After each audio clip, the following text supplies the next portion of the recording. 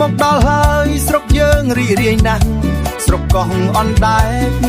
ស្រុកស្រស់ស្អាតនៅក្នុងខេត្តតាកែវដ៏ល្បីល្បាញមានឃុំជាច្រើនរស់នៅសាមញ្ញស្រែពោពេញទឹក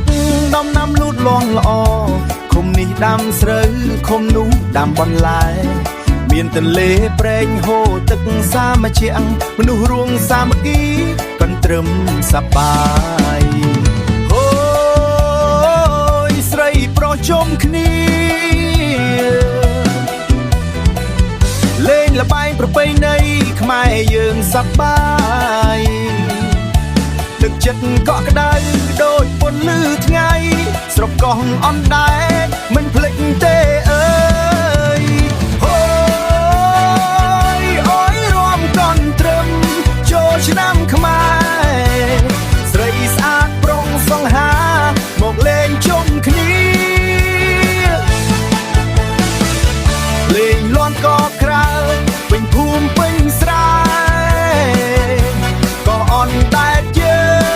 ងសប្បាយគ្មានទីបញ្ចប់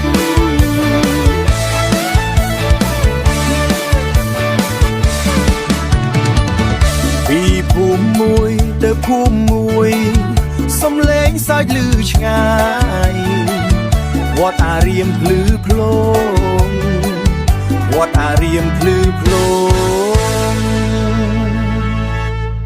ភ្លឺចាំងពេលយប់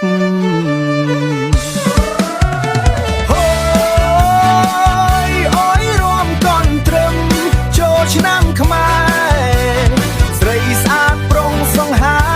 មកលេងជុំគ្នាលេងលាន់កក្រៅពេញភូមិពេញស្រែក៏អនដែកយើងសប្បាយគ្មានទីបញ្ចប់សប្បាយគ្មានទីបញ្ចប់អូយហូយកុំភ្លេចស្រុកយើងក៏អនដែកដ៏ស្រស់ស្អាត